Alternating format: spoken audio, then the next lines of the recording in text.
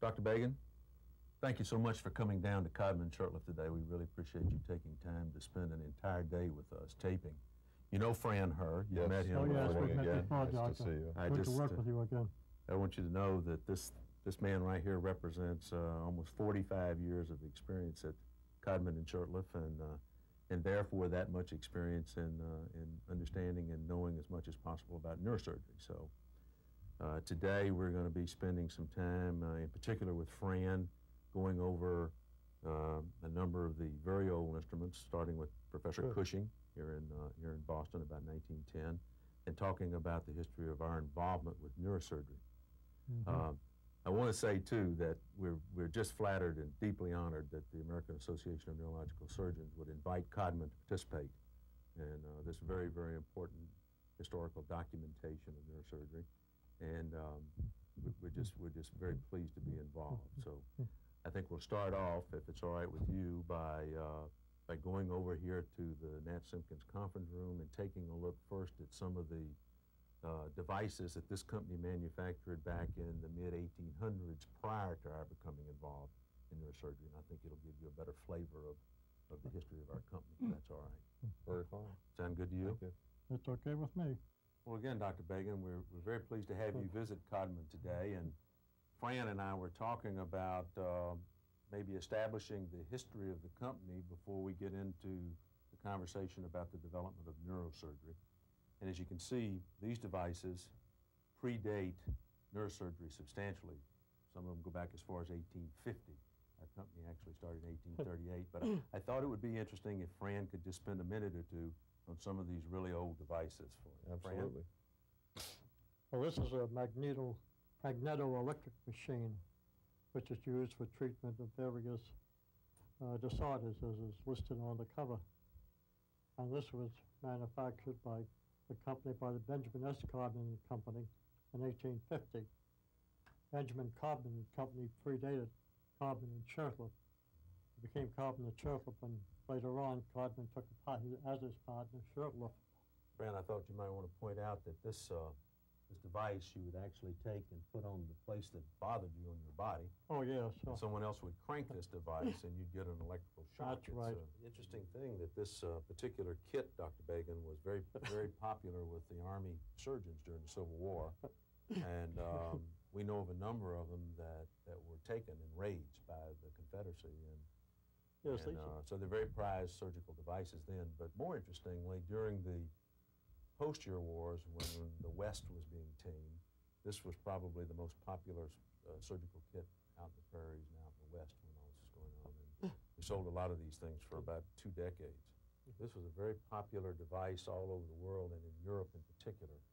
We actually had an English patent on this in 1892 in London. And I would point out, too, it's probably the first device that Codman ever did a relatively sophisticated marketing job on. He did a direct mail campaign and mailed it to all the institutions that they knew of around the world. This is a tire pump manufactured in 1925. I'm displaying this to show the diversity of products that an old CNS would make, the CNS automobile pump. Wonderful. Those are the days if your tire went flat, you get out and patched up and pumped it up. It was probably a good thing for the doctor to have as he traveled around. There was nobody to repair his tires for him. Yes. Codman Shurtleff invented a very proficient way to manufacture torpedo fuses for about 1/10 the cost that the government could do it. So this company had a contract with the federal government to manufacture a certain part of torpedo fuses during the 40s. And I think it's interesting flavor because it shows you that there was a lot of creativity in the company at that time. Equally importantly, the need to stay alive, financially and commercially. So they've done a lot of things here. Fran, what about the surgical splint? The surgical splint over there? Well, the brochure there or the page is self-explanatory. It's a simple splint for use in treating a fractured leg. Dates to about 1892. And if you read the literature on this thing, you'll see that each one of these things had to be handmade, in effect in a carpentry shop setting. But it's one of the very earliest manufactured devices for setting a leg or a knee. And we found that in the literature for a number of years. I could take every instrument I can now because I would need my listing. Yeah. So anyway, these are some of the really older things. I mean, you can see in these cases back here that in this room that we're in that, we go way, way back in a lot of other specialties, certainly prior to neurosurgery and a lot of different things, and all of these cases are full of old instruments and documents. But it's interesting. This fellow here on the wall, Nat Simpkins, as you can see, you know Dr. Patrick, Bernard Patrick. And I knew Nat Simpkins as well. He was a very outspoken proponent of this company going into neurosurgery as deeply as we could at that time because he felt very strongly that the specialty was blossoming, that it was opening up in new procedures. And so the instruments that we're going to take you down to the boardroom now and talk to you about primarily are instruments that came about starting in about 1945 on up to the present time. And I like to feel that Nat had a great influence on the development of those instruments and keeping this company in neurosurgery. Okay? Very good. Fran, maybe you could spend a few minutes explaining the history of the Herto air drill. Well, I don't think I know too much about the history of it. I know it was designed by Everett Herto and manufactured by us. And this was the first power drill, I believe, that we had. It was the first air drill, yes, but prior to that, there were electrical drills and battery-powered drills. Well, in the interest of doing smaller work, Dr. Herto developed an air-driven drill to do spinal work and other things. This particular device was manufactured in 1965 by Codman. And later, of course, the Hall drill became the product of choice for neurosurgeons. This is the first catalog that we put out under the new company. And then after, this is the first. That's the Cushing, yes. Well, this particular one was the first catalog, Dr. Bagan, that was published by Codman and Shurtleff. And it's the first catalog that we know of that was strictly for cranial and brain instruments. It was published in 1926. I think I say that on my card. I thought some of the things on the reverse of that were very interesting. Yeah, the Cushing it clip shows set. the Cushing clip set, and also the prices. Very fascinating. Yeah, that's true. $3.75. Cushing, wire cutting, scissors, $3.50. But as I recall it, this particular catalog was essentially all Cushing instrumentation. There were a few support items, but it was mostly Cushing instrumentation. I think it was the first neurosurgical news we published.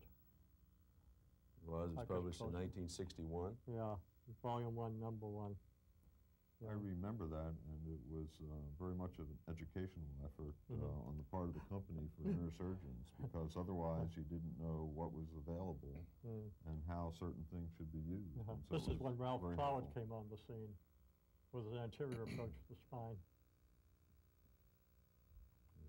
Might be interesting just to read the subject matter down across here. You want to do that? Or maybe Dr. Bagan, maybe you could do it.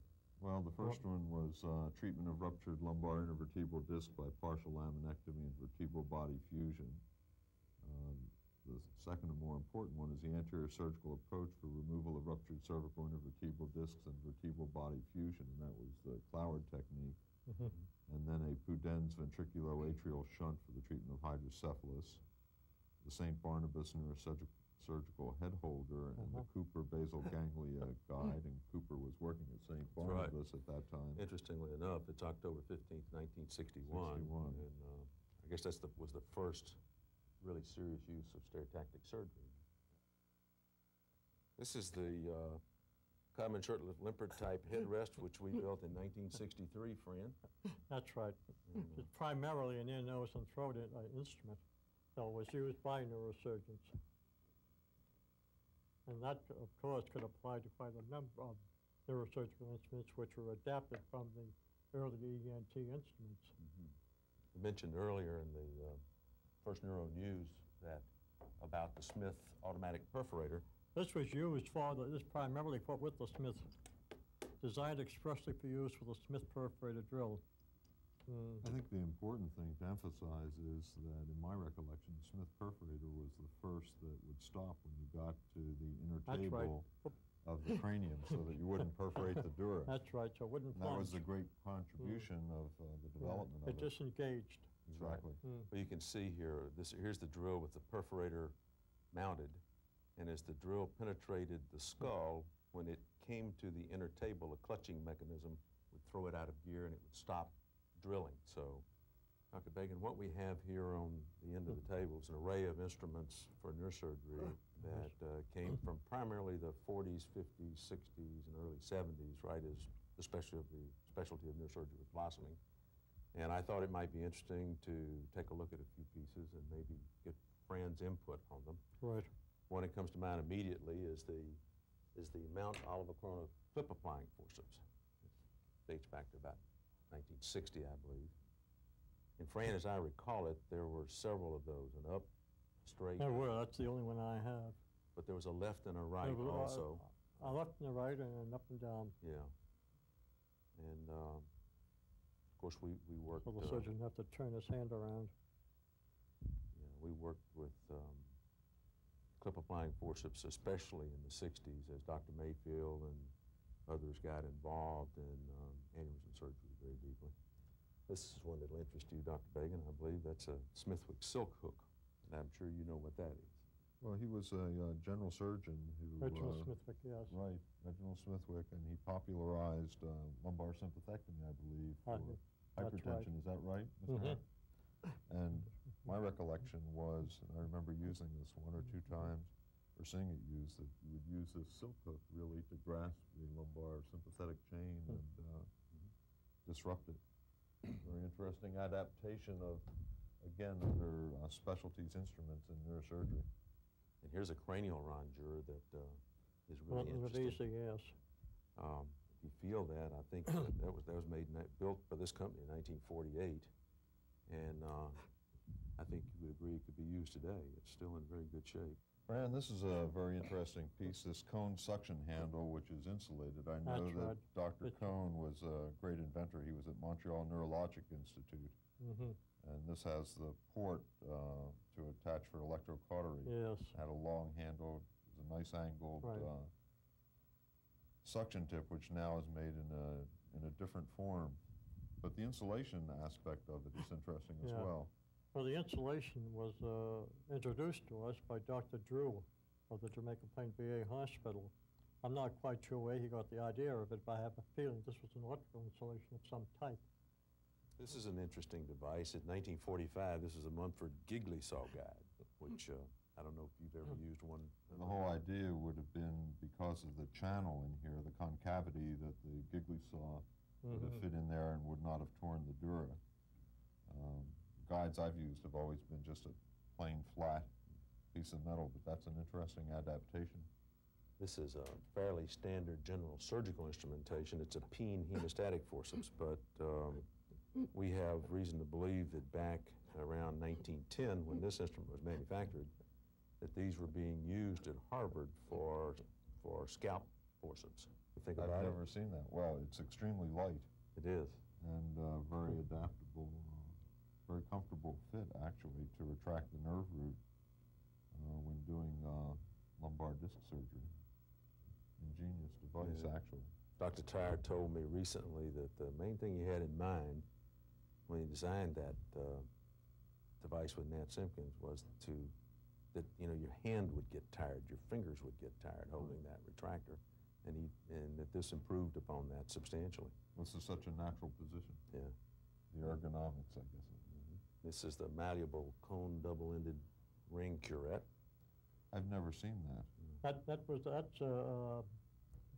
the term I'm looking for? One that was made, but I never marketed. Just a prototype? Prototype, Never marketed. Never marketed, as far as I know. Later, he put a handle on, had the cone curette that you're familiar with.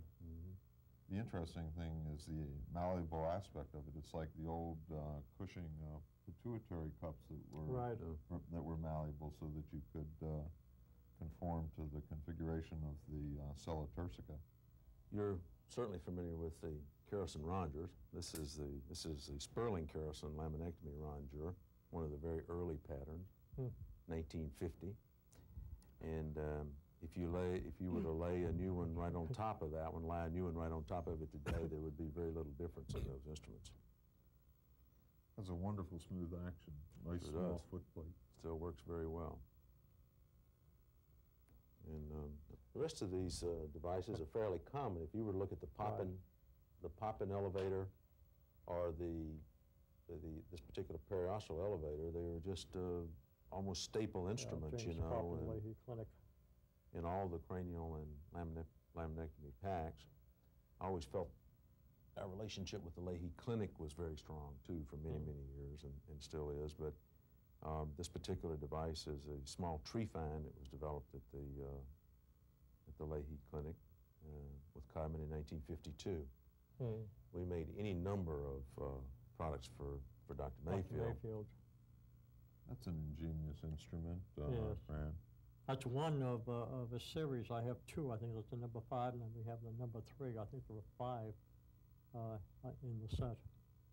But I think the most fascinating thing about it to me personally is that in being able to review these with you, and particularly to have Fran's knowledge of how things developed, but also in particular to see that really what we have today in terms of the modern instrumentation is really a basic adaptation of each of the things that we have here on the table. Dr. Bagan, on behalf of the Codman and Shurtleff Board of Directors and all of our employees, Fran, Herr, and I would like to present to the American Association of Neurological Surgeons, through you this morning, these important historical devices for the AANS archive. And we're very flattered and pleased and honored to be involved in this way.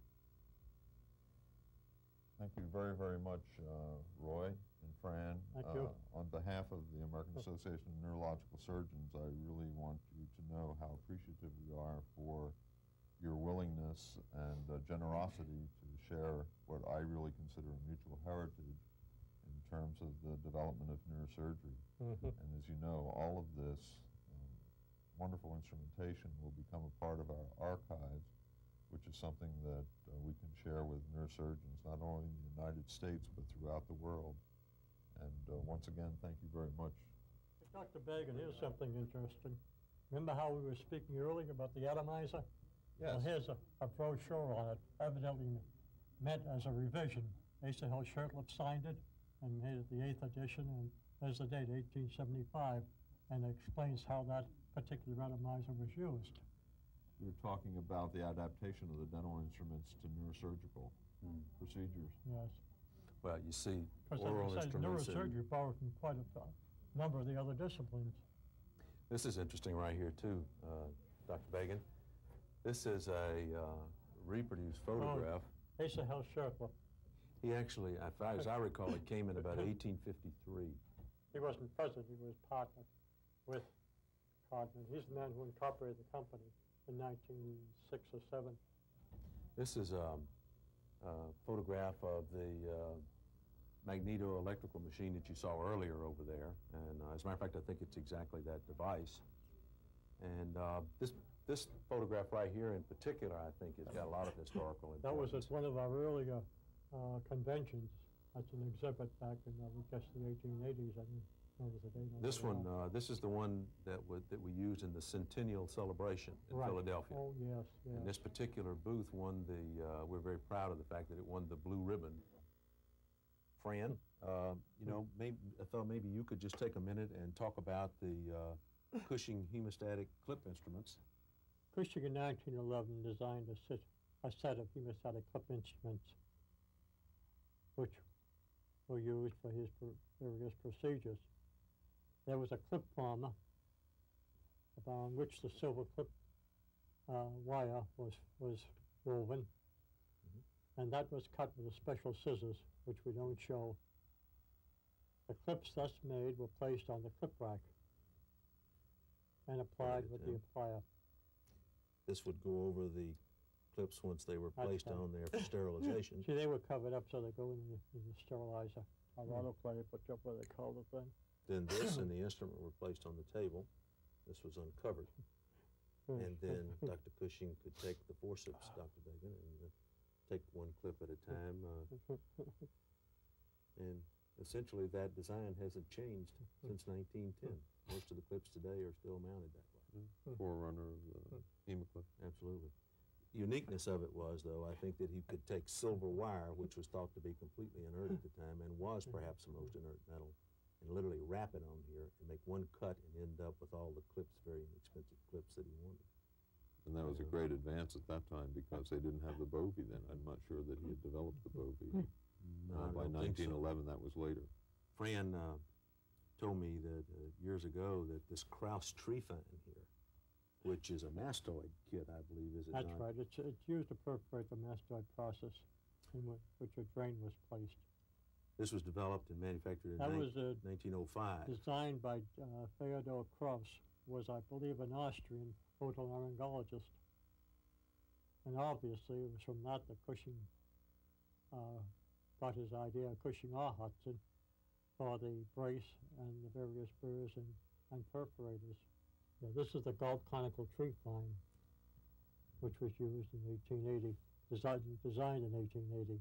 I don't really know much about Galt or the use of a tree fan in 1880, but obviously it was to open the cranium. What do you think might have been the purpose for opening the cranium? Exploratory or pressure or? Probably both. Probably more exploratory than pressure, or perhaps even for fracture. It's a possibility. Abscess. This is the Hay skull saw, which was manufactured in 1865.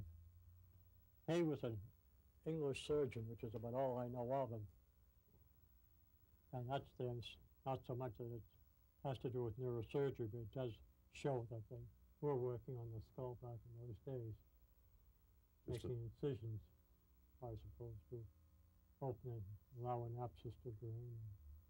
Cleaning up bullet fractures. Just imagine the amount of work that was involved to get through the skull with this. It almost takes you back to the days of the Incas when they used just a sharp blade to do trephinations. What's interesting to me about this is that you've got an ebony handle on this. That's wood, ebony handle. And I guess ebony, I've never looked it up. Because wood would crack and split after a while. Ebony held. Ebony, of course, is a wood, but it takes tremendous pressure, and you can soak it, and you can do all those things. But that's 1865. Pushing durable hook, well, that's self-explanatory. But it's a very early instrument, though. It's 1925, and an extremely delicate thing. I have an idea that might have come probably from several examples of ligature carriers. And then instead of having a groove with a hole where the ligature, the silk could be threaded out, that they instead filled it in and put the hook on there and a barb so it could pick up the door. This device, we talked about the Cushing perforators before. Oh, yeah, this is the Cushing perforator. This is a very old one. This is a 19... It's interesting. It is. It's just a different form. One of the really important instruments, and I say that in terms of our sales and marketing interest, has been the Cushing Rondure. This product is sold literally thousands and thousands. It's used for a number of other things, but this is a 1914 version of this product. It's always impressed me looking at Professor Cushing's instruments that he, to me, as a guy who likes to sculpt and tinker around, I believe that his special skill and his genius was to take existing design and technology and adapt that very cleanly and very simply to his needs, for the unique needs of cranial surgery and later on spine for other doctors. But he just was amazing. You look at all these things and think of the complex things that they do. They're very simple instruments. So that's sort of the impression that working with his instruments has left with me. This jumps to 1935, but it's a biopsy punch. It's a mixture brain biopsy punch, and that's the original model. Of course, the most important and in my view, interesting contribution of Cushing in the early days was his transphenoidal set, and maybe, Fran, you could spend a little time on that. Well, there isn't too much to say. Cushing devised a transphenoidal approach to the hypothesis simply because of the large number of infections due to a transcranial approach.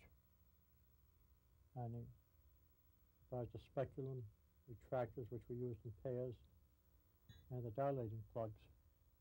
See, I think this is a very good example of Professor Cushing's development genius. I mean, very obviously, he took products that related either anal or vaginal speculi or nasal speculums or whatever, and adapted that